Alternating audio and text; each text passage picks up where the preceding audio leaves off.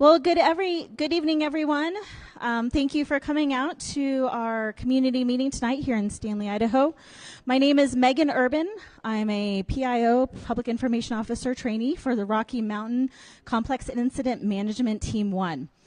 Before we get going, for those who like the stats and like to know all those numbers, currently the fire is at 112,000 acres, 112,321 acres. We are actually up to 12% containment.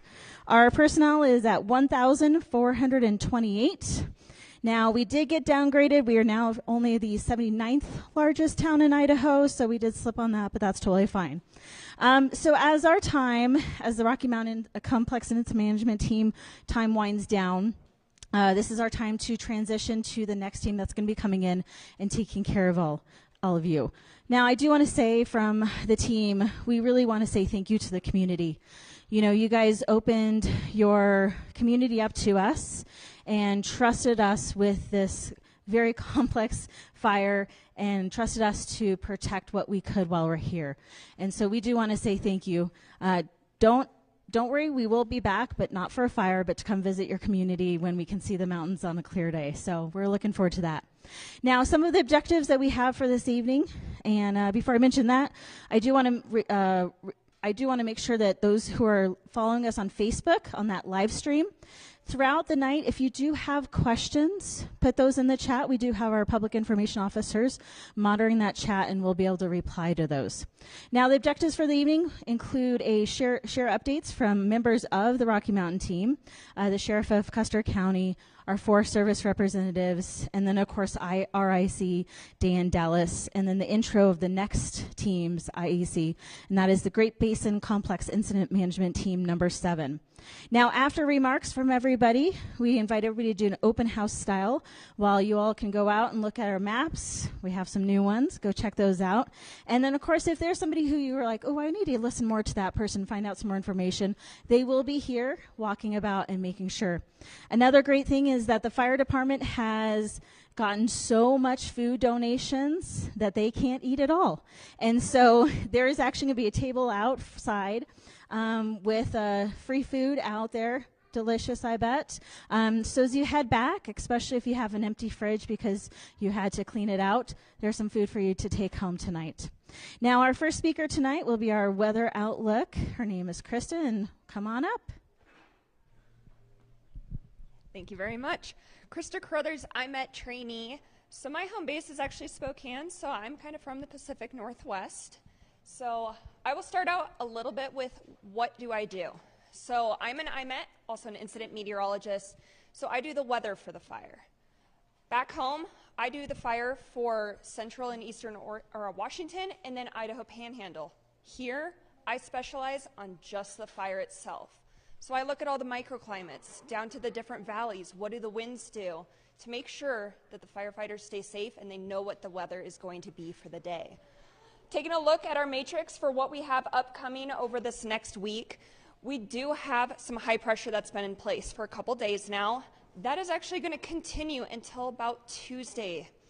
We do have a system coming through on Sunday.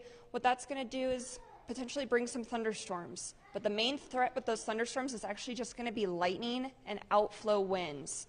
There's going to be very little moisture with this. So that is a day that we will be keeping an eye out for to make sure the community and our firefighters stay safe. Come the middle of next week, we are starting to see a pattern change. It's going to bring cooler, wetter, and windier weather, but we're just uncertain on the timing and just how wet, just how windy, and just how cool. So we'll keep an eye out for that, but up until then, we're going to remain warmer than normal and drier than normal. Thank you.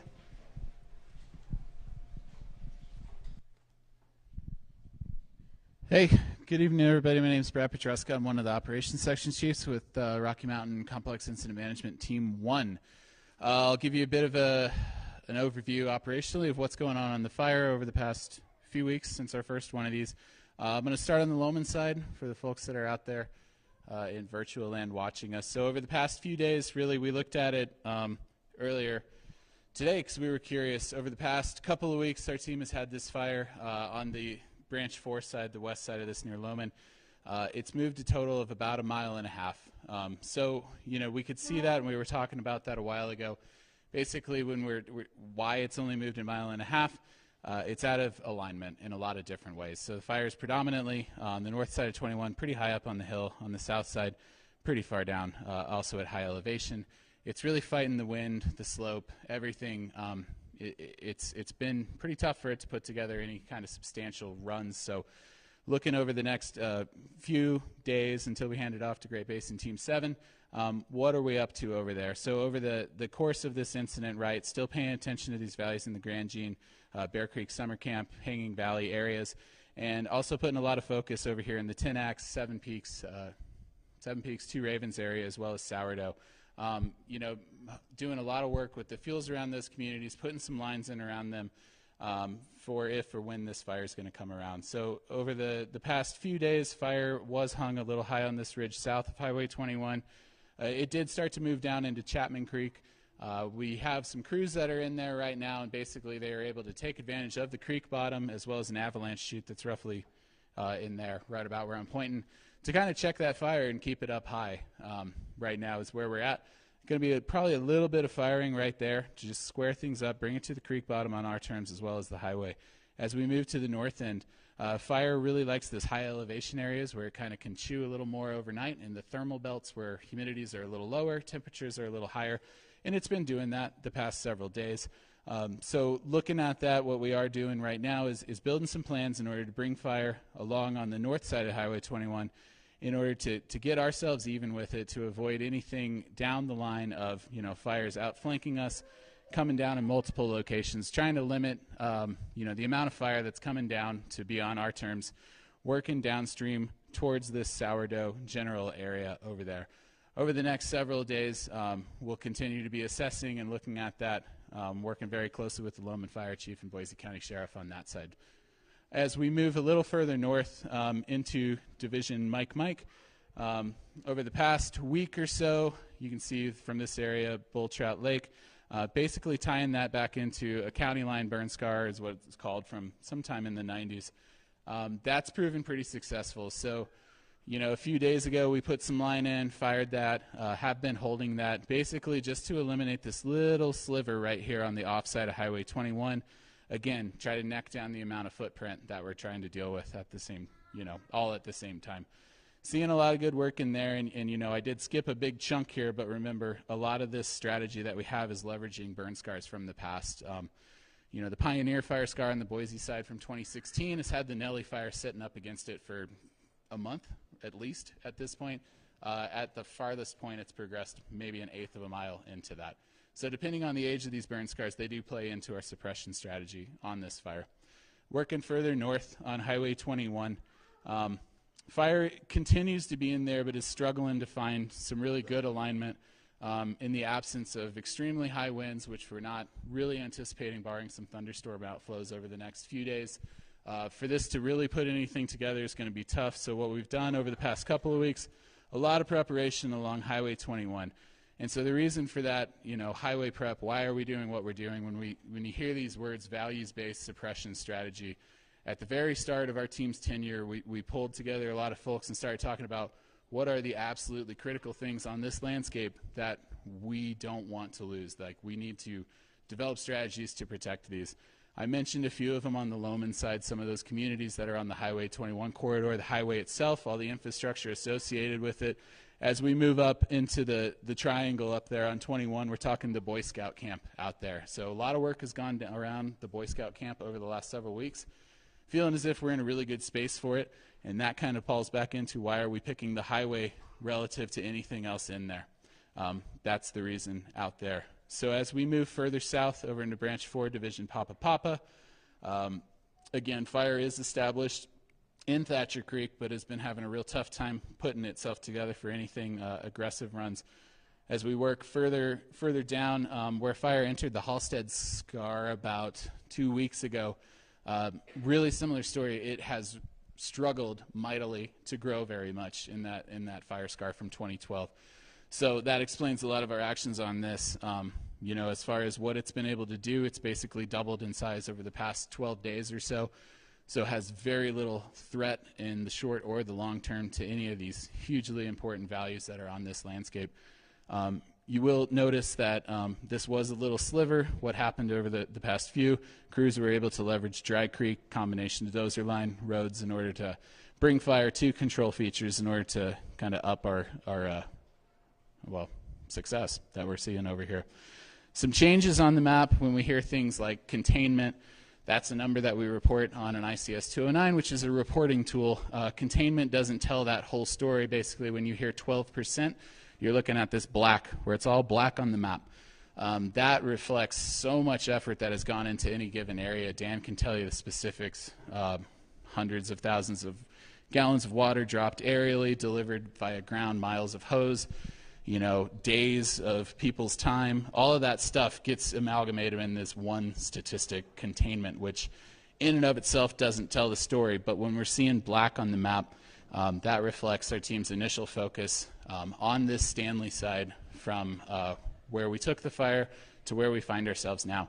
If you go a little bit further south, we can elaborate on that idea. So basically, this reflects our divisions in the field's perception that these areas of the fire are secure. They feel comfortable reporting containment on those areas, meaning that no further growth in those areas is expected. Again, there's a whole lot of stuff that goes on before we put black on a map. The amount of time, energy, effort, exposure that we took to get to that state is really the story more than that number. And that's not to say that all this stuff in Iron Creek is a big hole or concern that we have. Crews continue to work up in there. A couple of weeks ago, when we were having a community meeting, we were very much under the impression and telling all you folks that this was, at the time, an effort of ours to deflect fire spread around Stanley, keep it up high. A lot of work went into that, pulling that off with that tight weather window that we had before the frontal passage, where we were really concerned about fire impacting Homestead, Crooked Creek, Iron Creek, Goat Falls. Much to our happiness, that ended up holding really well. As we continued on the Iron Creek Trail, basically once we got it up to the wilderness area, crews continued to be in there, and essentially just this little tiny portion is all that was needed to get it tied back into rocks to kind of really restrict future fire spread from that area. So yes, we're not showing black on that line because in a lot of ways we understand the importance of maintaining a presence in that area, getting things as dialed in as they can. As we continue further south, we did establish some additional divisions to basically finish a lot of the stuff we were talking about 2 weeks ago. So we do have control features going around in south of Stanley, as well as the Stanley Ranger District compound back to Highway 75. And as we go even further south, you can see there's been a lot of indirect line off right here to keep things out of the Buckhorn area, tie it back to Bench Lake, things like that. The last part of the fire that I haven't spoken to yet, Division Victor, it's in the Sawtooth Wilderness. It remains unstaffed, and the reason for that being, yes, fire can spot over the peaks that are out here. It's happened before. It can happen again. We have management action points established for when would we take action on that, and basically the fire needs to show us its hand. Every day that it's out here, it chunks a little bit and a little bit more. It's losing a lot of the potential energy it would need in order to build up a big enough head of steam to loft it over some of these peaks.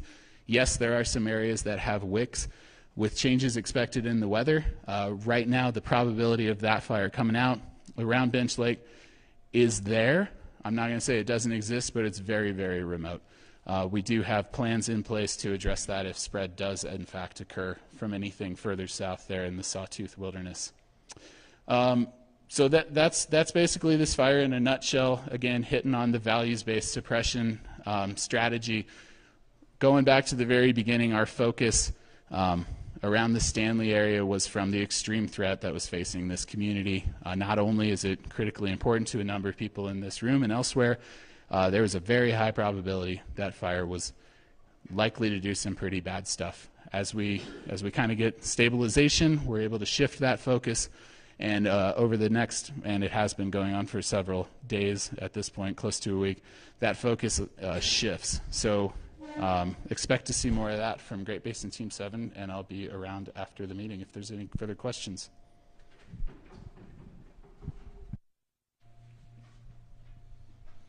Good evening, everyone. My name is Paul Corrigan. I am an air resource advisor assigned to this fire, and I'll be talking about the air quality outlook.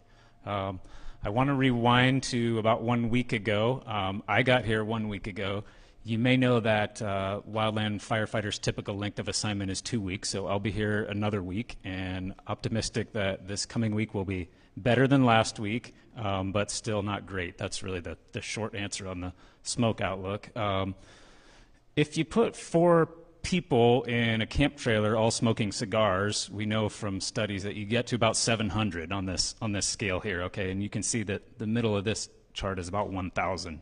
So for several days last weekend in Stanley, Thursday, Friday, and into Sunday, we had really high numbers in terms of unpleasant and just miserable smoky conditions. So just, you know, my heart goes out to you guys. It was horrible, and the silver lining is that it's getting better, but it's still not green, right? You'd like to see green in your air quality forecast. We don't have that yet, but some improvement is expected. So as you'll notice the last couple of days here, we've had good hours in the afternoon, and again, that was true today, got into the yellow conditions. So especially if you're somebody in a sensitive group and smoke really affects you, you know, if you need to be outside, in the afternoon after the inversion is lifted would be the best time, and certainly that's the best time to exercise dogs, horses, or what have you.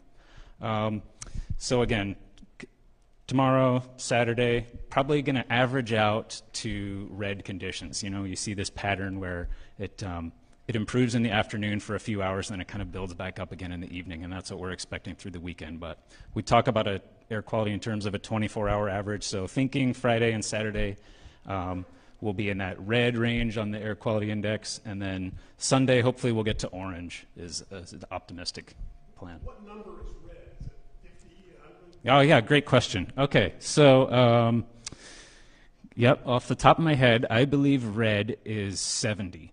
Yep, and orange is about 35. Yeah. Yeah, good question. The best place I send people to check what you're experiencing currently is fire.airnow.gov.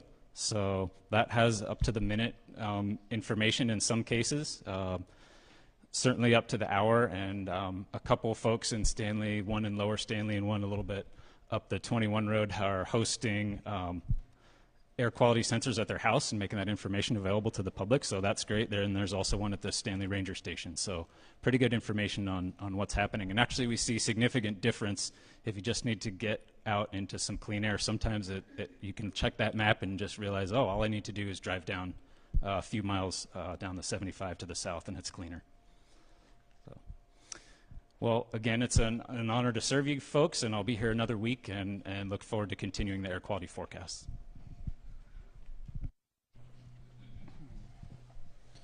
Good evening, folks. Sheriff Levi Madole, Custer County.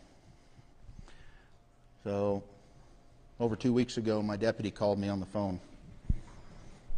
He said, boss, there's a lot of fire coming through the mountains right now above Stanley Lake.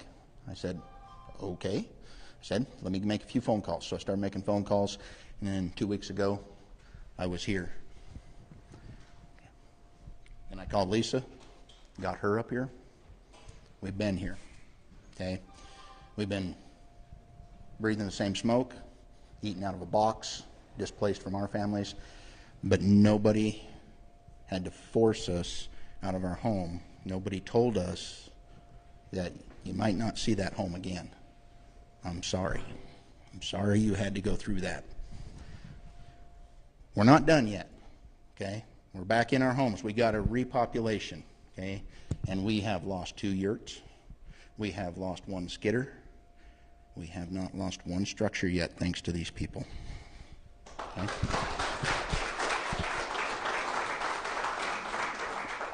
Now that's the east side story. Okay? But we are not done yet.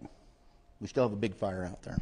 Okay? Big monster looking for something to eat. Okay? So remember, for an evacuation purpose, if you're in a ready zone, make sure you read your paperwork. Ready is the green ones right here. Ready means ready. Be ready. okay? Set is yellow. Set is yellow, and if you're in the yellow zone, be set. Don't clean out the camper, put everything away. Keep it set, okay? Because if something goes haywire, we lose control of it at one point, and we have to go back to go. You have to be ready to go, okay? Just remember that. We're still in a fire zone. It's all not black yet, but I'm happy to say we're getting people back in there. Highway 21 is closed down at the reader board. That will stay in effect, and we will need passes to get into Iron Creek, Homestead, Crooked Creek, and everywhere in between, including Cow Camp. You need passes to get in there for at least through tomorrow. And then by tomorrow afternoon, we're looking at moving that blockade to up to Stanley Lake turnoff, okay? So that those passes are yours to whatever you want to do with them. Make a good fire with them. Later. Okay? Yeah, frame them. There you go. So from that point up, we will give out passes for anybody who has homes above Stanley Lake turnoff for Cow Camp. We will give passes for those people that are along the highway there. That's not a problem. We will get those out to you. You can make it through Cow Camp, and the people that live in the Cow Camp region can go through there. Okay? Not a problem. We just want to limit the traffic because we still got active fire up in this area. Okay? We want to be real careful. I know there's timber sales up in here. People want to check that out. People got questions about that. We need to talk to the Forest Service, talk to them about escorts. We need to get that taken care of so that you're not alone up there in case something goes sideways. Somebody with a radio is with you. Okay? And then Banner, all the way down to Lowman, is still shut. It's closed to fire personnel only.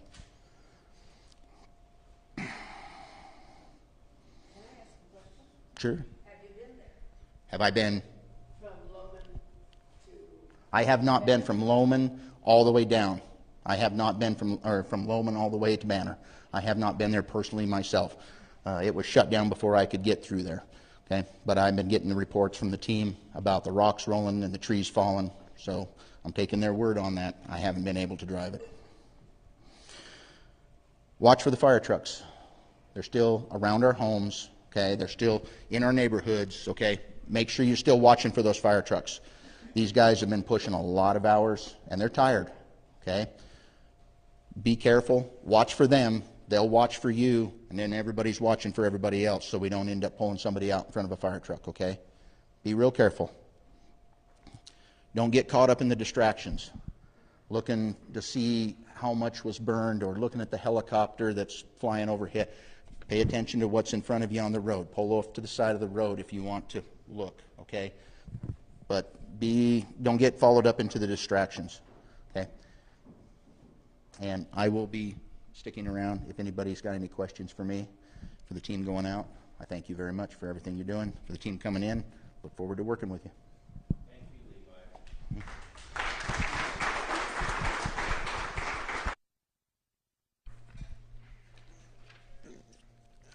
Good evening, everyone. Todd Legler, one of the safety officers on Rocky Mountain Team 1. And one of my other jobs, duties as assigned, if you will, is I'm very involved in the Forest Service Casualty Assistance Critical Incident Stress Management Program. And thought it was important, just working with community leaders here on talking about stress, trauma, mental health, and trying to normalize that. Because this has been a very challenging event. And I know it's been challenging for me because I've talked to several of you. And so I can only imagine what each and every one of you is going through. So tonight I'm just here to try to start to normalize some of the stress reactions that you may or may not be experiencing, and try to provide some resources, some tips and tricks on how to manage those stress reactions. So the first thing that I want to talk about is, and these sheets are on the back of the table, and we'll make them available electronically, is this comes from the ICISF, the International Crisis Incident Stress Foundation. The front part of this sheet has all sorts of different types of stress reactions that people experience throughout life. The thing that I like about this is it's pretty all-inclusive. It's not everything, but it's a really good sheet. And oftentimes when you are having some sort of negative stress reaction, you don't have words to express your feelings. They come out in anger, they come out in yelling, screaming, whatever that is. This gives you a vocabulary to use to how you're feeling. I find a lot of value in this. And my oldest kid, when he was really young, really struggled with anxiety and could never talk to him about it or anything. This started to live on my refrigerator. And then he would sit there and he would highlight how he was feeling. And then we could work with a counselor to get him the help that he needed to navigate those emotional responses. This still hangs on my refrigerator. And guess what? My kids hold me accountable to it because I can't manage my emotional reactions 100% all the time. The back side of the sheet, it's really important. There's things that you can try in the first 24, 48 hours. I know right now I'm stressed. These assignments are hard for me. And I know what I need to do to take care of myself, and that's go fishing. So guess what I'm going to do on Sunday and Monday and Tuesday? I am going to go fishing because I need to put myself first so that I can be prepared to come out and serve each and every one of you the next time the fire bell rings. The next section on the back is things that family and friends can try. You guys are a tight-knit community. Lean on each other. Help each other out. Check in with folks. A lot of times when folks are having a stressful situation, they don't need someone to fix the problem. They just need someone to listen. Allow them opportunity to vent. And then the very last section is some things around trauma, triggers. And this was really kind of meant more for wildland firefighters, but you can, I think you can find value in it. And like I said, those emotional reactions, they're yours. They're yours to own. Be comfortable with that. Be genuine when you're checking in with folks. Ask how they're doing. And don't be scared of the reaction that they may present to you, because it's a completely normal reaction. This sheet here, so these two sheets, I think, out of all the work that I've done over the past several years, I think these two sheets are the most important sheets ever. And so this one's on the TV, so I'll come over here to the TV and kind of talk about it. So this is a really easy way to check in with yourself, and it's a really easy way to check in with your friends, families, and community. Where are you at today? Are you in the green zone or are you in the red zone? Really doesn't matter what zone you're in. You just need to know where you're at. Over here in the green zone, that's hopefully where we want to reside, but I guarantee you it is really hard to live there. I try to get into that zone frequently. I'm lucky if I get there maybe once a week or once every couple weeks. And how do I know that I'm in there? Man, everything is just like super crystal clear in my mind. I can see further. I can hear better. I can smell better. I'm just super, super focused. At almost a euphoria. The weight of the world comes off your shoulders. But that doesn't happen that frequently. I live more kind of maybe over here in this kind of yellow zone. I flirt coming back to that green zone, but there's just a lot of stress in life outside of what's going on over here. So, but those things, what there is here is there's a bunch of different words in here that speak to different things that you might be experiencing. You know, if you're in the green zone, you're taking things in stride. You're trying new things. You know, if you start moving into that yellow, maybe you're not having as much fun as you used to. Maybe you're having a hard time focusing on things. Things that were fun, maybe they're not as fun anymore. But typically that stuff goes away, and then you can start to move back towards a place of wellness. Extended attack. That's where we're at right now. I mean, this fire's been on the landscape for a long time, and it's still going to be out there for a while. And so that stress, it's cumulative, it's adding up. You know, it's the continuous wear and tear. Maybe you're starting to isolate away from some of your friends, some of your families, because you're getting stressed and you're not checking in with them and they're not checking in with you. And then, you know, where we really, this is where we start to get concerned, is in that orange zone. And where we really get concerned is when you're in the red zone. Those are those clinical mental health disorders. That's the hopelessness, it's giving up, dependent on substance, whether that's drugs, alcohol, other numbing agents. You know, it's that dependence on that. You can be in the red zone and still be okay and move back to the green zone, as long as you acknowledge that and as long as you're humble enough to ask for help. The help is out there. This arrow across the top, I think it is important, because we will move in and out of these zones, green to red. Again, we want to move back here to the green if we can, but we will move back and forth across these color zones. These ones down here, these arrows down below, this first gray arrow goes all the way across. It's an individual responsibility to acknowledge which zone you're in, and it's an individual responsibility to ask for help. If you're in the red zone and you don't ask for help, and you're not telling me you're in the red zone, I don't know that. I can't help get you the assistance that you need. Self-care, that's fishing for me. That's the rewarding activities. That's what I need to do to move back.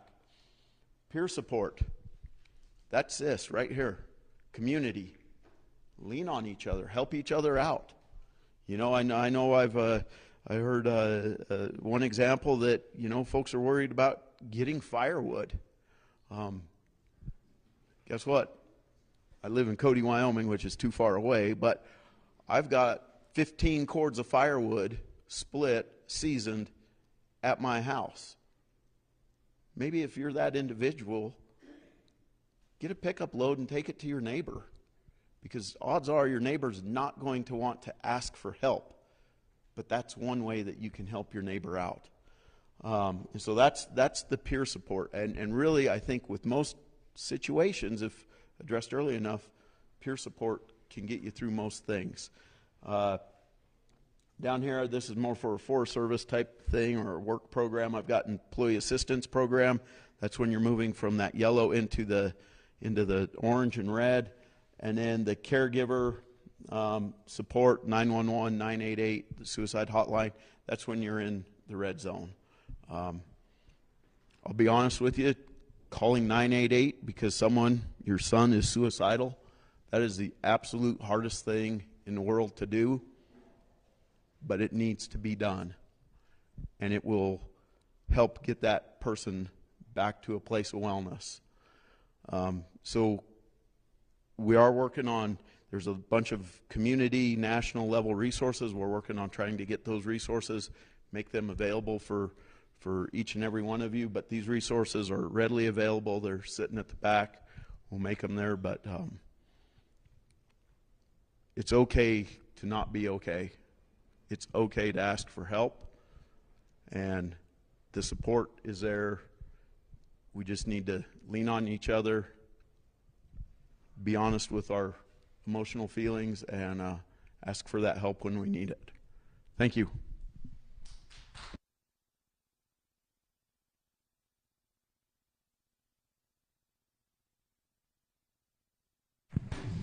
So I'd just like to add to that a little bit. We've been working with some people here and have a little team that you guys can reach out to. Mandy at the clinic. Everybody knows Amy, I'm sorry. I don't know where Mandy came. Everybody knows Amy from the clinic, and so the resources are there. She's willing to help anybody, give them the information that they need, and so that's just one of the things that's available for you guys. The Red Cross is still going to be in Chalice until the 10th. We've also have masks and filters. There's been some filters that are available next door, and when we leave, those will probably be able to be obtained through the mayor's office, City Hall. Those are free to you guys just to help you try to clear things out as you move back into some kind of normal life out there. The other thing we did was I've worked with the mayor, and there's a disaster economic injury loans that can be obtained.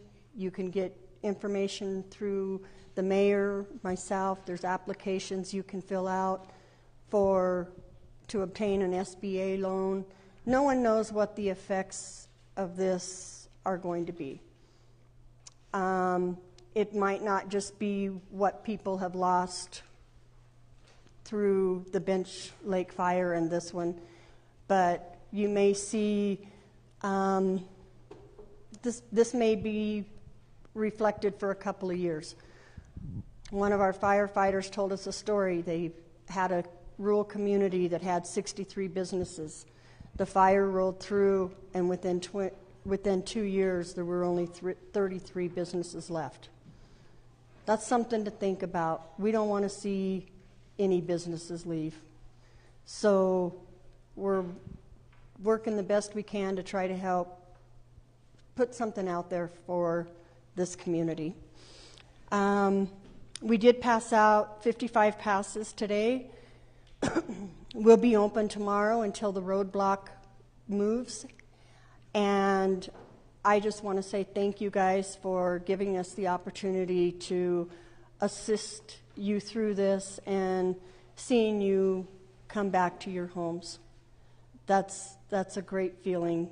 And the hardest thing you want to do is pull that red trigger and make it a go, but your safety is more important than anything else. So thanks for bearing with us and letting us walk you through this.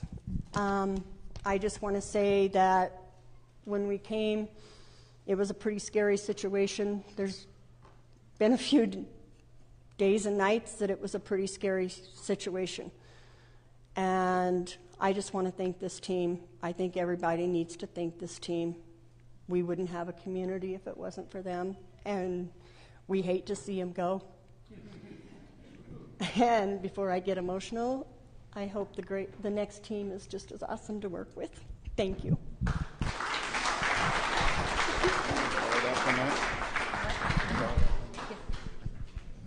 Ladies and gentlemen, I just want to address something really quickly. 2 months ago, I stepped down as emergency manager for Custer County, and Lisa filled those shoes. She stepped into them 2 months ago. Okay? And she was like, okay, I'm just going to ease into this, okay? I said, okay, yeah, don't worry, no problem. She's been right there, keeping us informed, right there by my side, keeping everybody up to date, working with the public on all of this through the entire thing. She's stepped up. She's really done a great job. So, Lisa, thank you. Appreciate everything you're doing.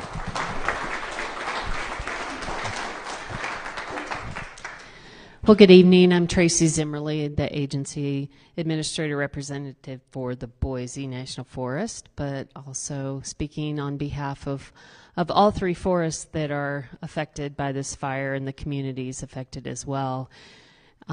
Couple of things. I wanted to say thanks to Todd and Lisa for addressing that. That's not an easy subject at all, but we know the long-term emotional impacts. When we turn a delegation over to an incident management team, our focus is, number one, the firefighter and public safety, and then protecting values at risk.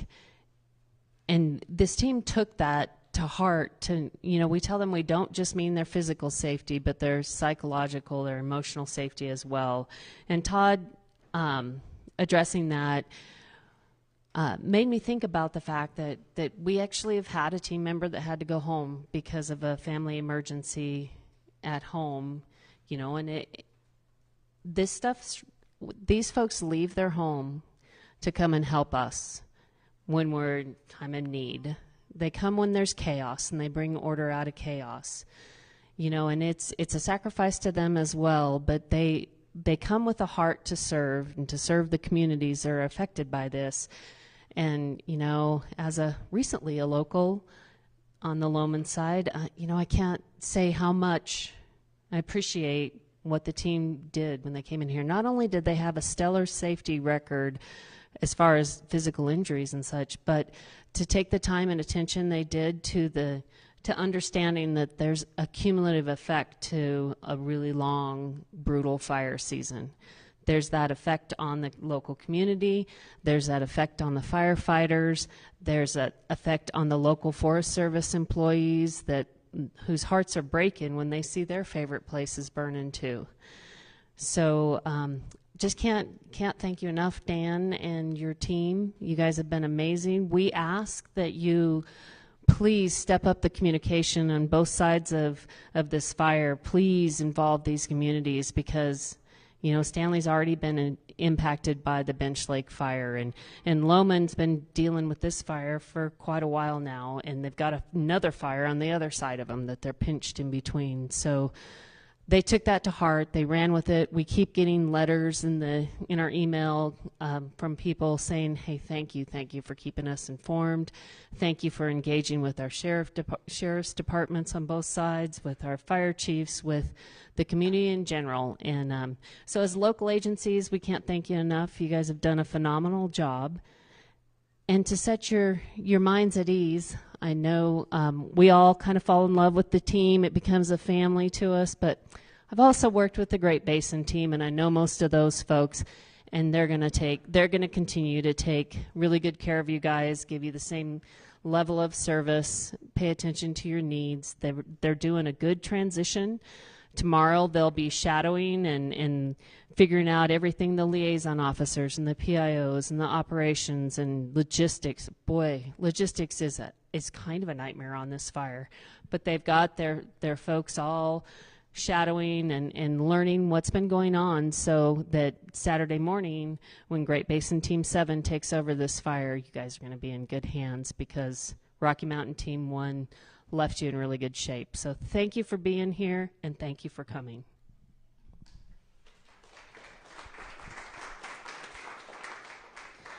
Okay, so last but not least, I invite Dan Dallas to come on up. He's incident commander for the Rocky Mountain Complex Incident Management Team 1. Hey, thank you. I promise I won't spend too much time talking about the fire. You've heard enough about the fire. You know what's going on. You know what the smoke was like, so I'll try and keep it short, but I do want to talk about a couple things. First, I got to go. First thing, credit where credit is due. Todd, thanks for your words. Tracy thanked you. He'll never admit it or say it. He is a national expert. They call it stress first aid. He's designed and done some of this stuff. He's who people, when one of ours gets hurt badly or killed, he's the one that comes in behind, talks to the families and the workers and stuff. So he's been written up in national magazines, all kinds of stuff. So thank you.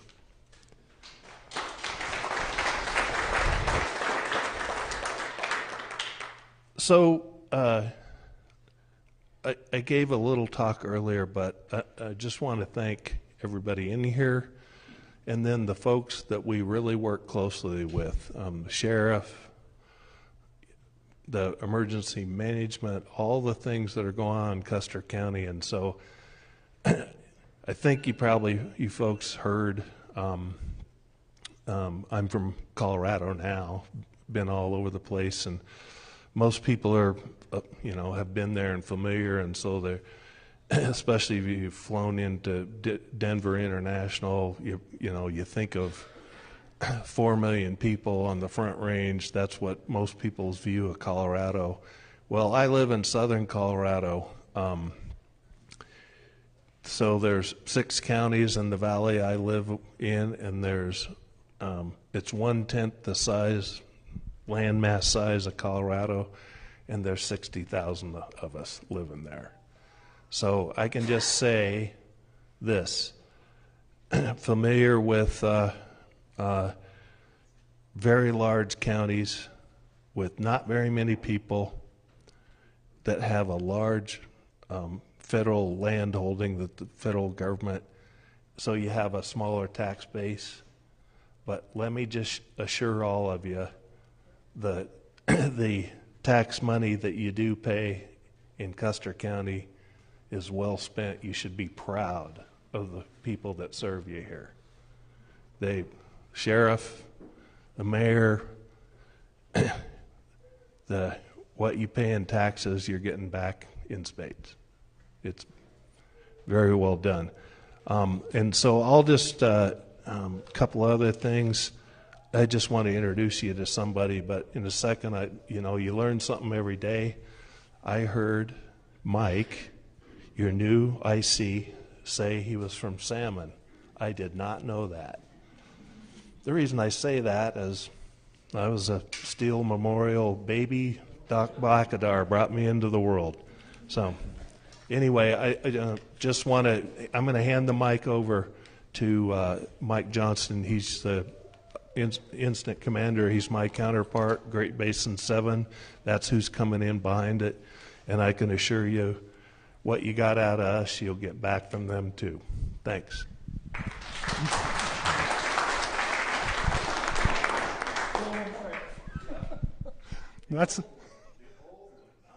I was probably an old one too, but maybe a couple years after you, but not too many. Again, Mike Johnston. I'm the Incident Commander with Great Basin Team 7, and Dan stole some of my thunder because it's always nice to be able to say that I'm from Idaho, and I'm proud to be from Idaho, and certainly personally invested because I am from Idaho. I camp in this community every summer. I spend some money in these businesses every summer. I certainly understand how devastating this fire's been. It's been, out there for over a month now. And when Dan came here 2 weeks ago, it was about as bad gets, like the sheriff was talking about. And I can attest to this from afar, just wearing my day job hat, that, they were dealing with some big challenges, but they hit the ground running, and the work they did was amazing, and they deserve all the accolades that they've been getting tonight to put us in this position and set our team up for success. They've built some good plans. We're going to take those plans. We're going to have a solid transition with Dan's team. A lot of our folks, ops section, are also from the area, so we've been watching this fire for a week. We're ready.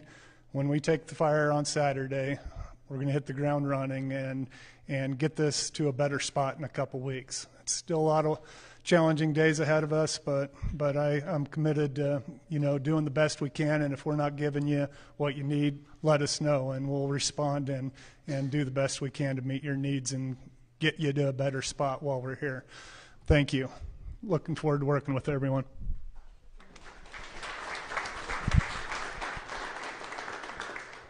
Well, thank you again for coming out here, meeting us one last time, the smooth transition over to the next team.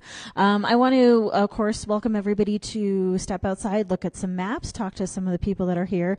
And, of course, remember, we have that free food table, so hit it hard. Otherwise, other people could eat it too. So thank you again, and have a wonderful rest of your night.